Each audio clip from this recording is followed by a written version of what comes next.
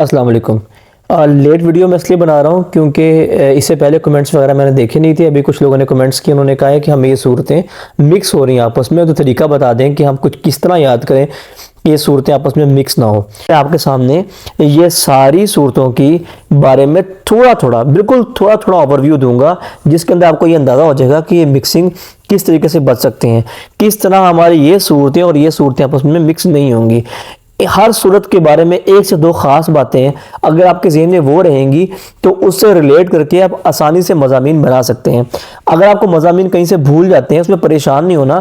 اگر آپ کو مریم کے، طٰہٰ کے، انبیاء کے، حج کے، فرقان کے یا الاحقاف کے مضامین بھولتے ہیں تو آپ ان کے ترجمے آپ نے یاد کیے ہوئے، ترجمے میں سے بھی آپ اس میں ڈال سکتے ہیں۔ باقی جیسے کہ شعراء شاعر ہیں، نمل چونٹی ہے، قصص پرانے واقعات ہے، عنکبوت جو ہے وہ مکڑی کا جالا ہے، مکڑی ہے، روم جو ہے وہ ایک ملک کا نام ہے، لقمان حضرت لقمان کے بارے میں ہے جو حکیم تھے، سبا قوم سبا کے بارے میں فاتر کھولنے کے ہیں، یاسین کا آپ کو پتہ ہے، اصافات سوال مشہور ہے، الاحقاف کے بارے میں اپنے پڑھا ہے۔ تو ان سب صورتوں کے بارے میں جو بنیادی باتیں ہیں نا، اگر آپ وہ ذہن میں رکھیں گے تو بڑی آسانی کے ساتھ آپ اس کے جو ہے تعارف اور مضامین لکھ پائیں گے۔ لیکن آپ کو مکس ہوں گے اہم نکات کے لیے میں ایک ہی نصیحت کروں گا کہ آپ سب نے اہم نکات کے لیے صرف وہ نکات چننا ہے جس کا ذکر تعارف، مضامین، خلاصے یا ترجمے کے اندر آ چکا ہے۔ مثال کے طور پر اگر میرے سامنے لقمان کا کوئی نکات پوچھے جاتے ہیں تو لقمان کے نکات میں حضرت لقمان کی حکمت سے متعلق جو نکات ہیں، صرف میں وہ والے دو نکات یاد کروں گا۔ آپ نے دو نکات یاد کرنے ہیں، میں وہی دو یاد کروں گا۔ نمل میں کیونکہ حضرت سلیمان علیہ السلام کا واقعہ ہے تو سلیمان علیہ السلام کے واقعے کی وجہ سے میں نمل کے نکات میں صرف حضرت سلیمان والے اور انبیاء کرام والے نکات یاد کروں گا بس۔ عنکبوت کیونکہ مکڑی کے جالے سے متعلق ہے تو جہاں پر مشرکین کو مکڑی کے جالے کا سہارا لینے کا طعنہ دیا گیا ہے، صرف وہ والے نکات میں یاد کروں گا، یعنی کہ میں وہ نکات دو یاد کروں گا جو میرے تعارف و مضامین میں نے پہلے پڑھے ہوئے ہیں، ٹھیک ہے؟ باقی نکات کو میں یاد نہیں کروں گا۔ اور جو تعارف، مضامین اور خلاصہ ہے وہ مکس نہ ہو، اس کے لیے آپ نے ویڈیو کو پورا دیکھنا ہے تو آپ کو پوری ویڈیو کلیئر ہو جائے گی کس طریقے سے آپ نے کرنا ہے۔ میں آپ کو چند 5 سے 6 صورتوں کی مثال دوں گا، باقی صورتوں کا آپ نے خود تیاری کرنی ہے اور انشاءاللہ آپ کو مکسنگ نہیں ہوگی۔ اور اگر آپ کو پھر بھی ڈر لگ رہا ہو تو آپ نے مریم، طٰہٰ، انبیاء، حج، فرقان اور الاحقاف کے علاوہ یہ جو 6 صورتیں آپ نے کرنی ہے نا جن کے ترجمے ہیں، ان کے علاوہ آپ نے نمل، روم، لقمان، الاحقاف، یاسین، یہ آسان صورتیں اگر آپ کو مکسنگ زیادہ ہو رہی ہو ویڈیو کے بعد بھی تو آپ نے ان صورتوں کی ہی صرف مضامین، تعارف اور اہم نکات اور خلاصہ کر لینا ہے اور انشاءاللہ پیپر سارا اسی میں سے آ جائے گا۔ تو پریشان آپ نے نہیں ہونا، ویڈیو کو پورا دیکھ کے تو انشاءاللہ آپ کو ساری کنفیوژن دور ہو جائے گی۔ اب ایگزامپل کے طور پہ میں آپ کو 3-4 صورتوں کو بتاؤں گا، سورۃ الانبیاء کا بتانے لگا ہوں۔ ہم سب لوگ یہ بات جانتے ہیں کہ جتنے لوگوں نے انبیاء کرام علیہ السلام کے طرز کے اوپر تبلیغ کی ہے ان کو مصیبتوں کا سامنا کرنا پڑا ہے، ٹھیک ہے؟ یہ ایک جنرل رول ہے، مطلب رسول اللہ کو بھی مکہ سے نکال دیا گیا، ایسے ہی حضرت یوسف علیہ السلام پہ ظلم ہوئے، آدم پہ ہوئے، نوح پر ہوئے، ابراہیم کو آگ میں ڈال دیا گیا، حضرت موسیٰ علیہ السلام کا سامنا فرعون کے ساتھ ہوا، تمام انبیاء کرام کے ساتھ ایسے ہی ہوا ہے کہ جہاں پر انبیاء کرام اپنی تبلیغ لے کر آتے ہیں، اپنی دعوت لے کر آتے ہیں، وہاں پہ لوگ ان کو مصیبتوں میں ڈالتے ہیں۔ تو اگر ہم دیکھیں تو ہمیں مضامین کے اندر صرف مصیبتوں سے متعلق باتیں ملیں گی۔ مثلا مشرکین مکہ نے کس طرح سے ظلم و ستم ڈھائے، ٹھیک ہے؟ مشرکین مکہ کے اعتراضات کا جواب دیا، پھر ثابت قدمی جو ہے وہ بھی مصیبتوں کے بدلے میں آتی ہے، اس کے علاوہ آخرت کا خوف نہ ہونا وہ بھی مصیبتوں کے وجہ سے ہی ہے۔ تو کیا ہے کہ آپ لوگ صرف جو مصیبتوں سے متعلق باتیں ہیں وہ آپ نے یاد رکھنی ہے، سورۃ الانبیاء کے مضامین کے اندر آتی ہیں۔ اس کے اہم نکات بھی ایسے ہی تمام ہیں جسے مصیبتوں کا ذکر ہے۔ اب سوال آتا ہے کہ اہم نکات کیسے یاد کریں؟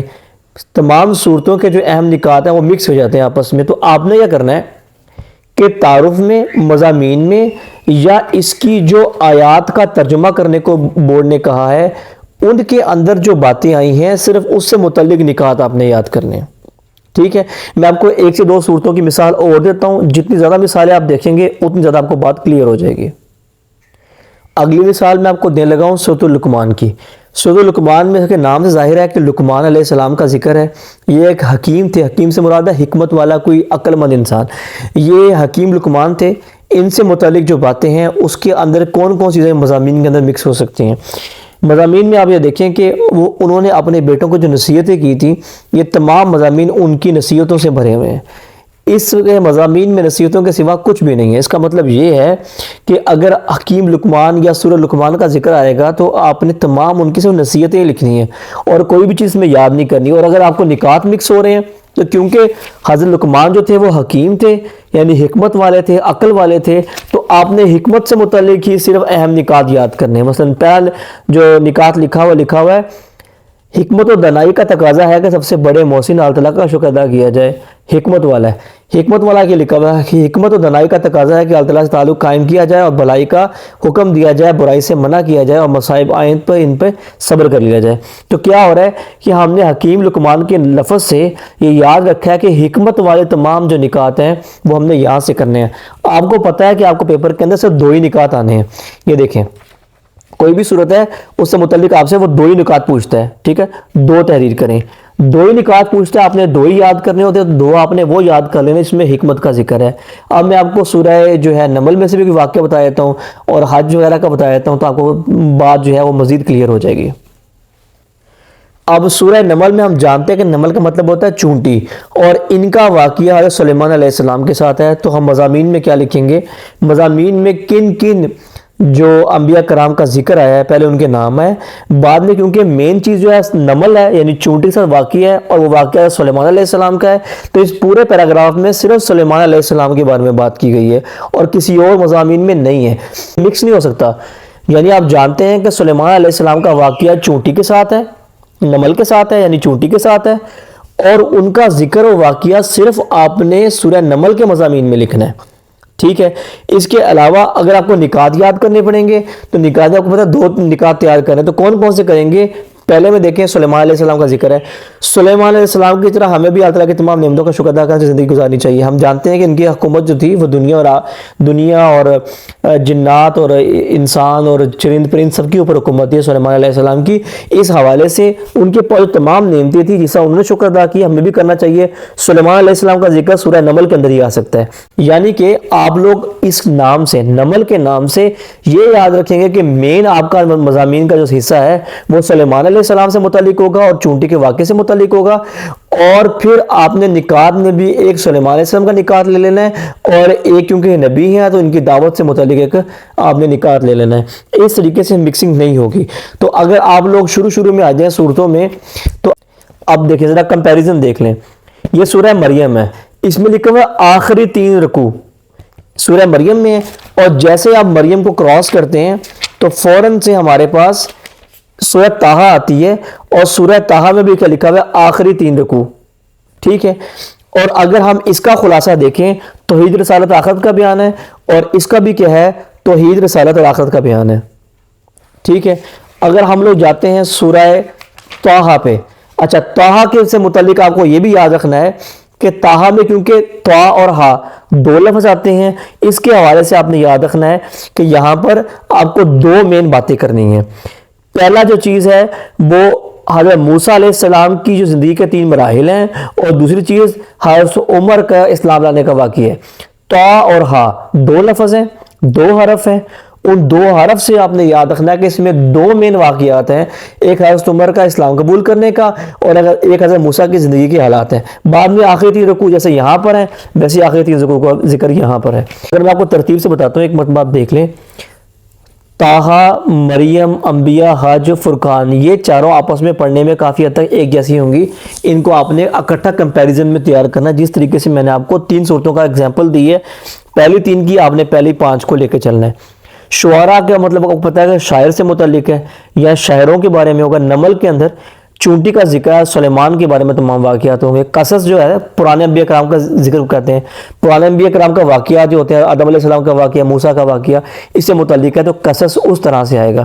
عنکبوت مکڑی کے جالے سے متعلق ہے، یعنی کہ وہ لوگ جو شرک کرتے ہیں وہ مکڑی کے جالے کا سہارا لینے کے متبادل ہے، یعنی وہ اتنا کمزور سہارا لے کے چلتے ہیں۔ اللہ تعالیٰ بولتا ہے کہ ایسا ہے، وہ لوگ ایسے ہیں جیسے انہوں نے مکڑی کے جالے کا سہارا لے لیا ہو۔ روم کے اندر روم کے بارے میں پیشن گوئی ہیں۔ لقمان کا بتا چکا ہوں میں کہ لقمان کے اندر حضرت لقمان علیہ السلام کی وصیتیں ہیں اور ان کے علم کی اور حکمت کی باتیں ہیں۔ سورہ سجدہ میں ان کی فضیلت، سجدہ کی فضیلت وغیرہ آئی، قوم سبا کا واقعہ ہے، فاتر کھولنے کے ہیں، یاسین کو آپ نے دیکھا ہوا ہے مردوں کے سامنے پڑھتے ہیں اور اس کے بارے میں لکھا ہوا ہے کہ یہ تمام سب گناہ معاف کر دیے جاتے ہیں، جمعے کے دن پڑھی جاتی ہے وغیرہ وغیرہ۔ صفات ہے، سواد ہے، الاحقاب ہے۔ سواد کے بارے میں آپ کو یاد رکھ سکتے ہیں کہ سواد کے اندر ایوب علیہ السلام کا واقعہ ہے کہ ان کے جو جسم میں جو ہے وہ زخم پڑ گئے تھے، پھر ان کے پیروں کی ٹھوکر سے اللہ تعالیٰ نے ایک چشمہ جاری کیا تھا جو شفا کا چشمہ بن چکا تھا، اور اس پانی سے ان کی جو شفا ہو گئی تھی ان کے زخموں کی۔ تو وہ والا واقعہ سوائے سواد کے کہیں اور پر نہیں ہے۔ اگر میں آپ کو بہت تفصیلاً ایکسپلین نہیں کرا، اس کی ریزن یہ ہے کہ بالکل ٹائم تھوڑا سا رہ گیا ہے، تو میں آپ کو مین تھیم بتا دی ہے، اس تھیم کے مطابق اگر آپ لے کے چلیں گے تو انشاءاللہ آپ کو مکسنگ نہیں ہوگی۔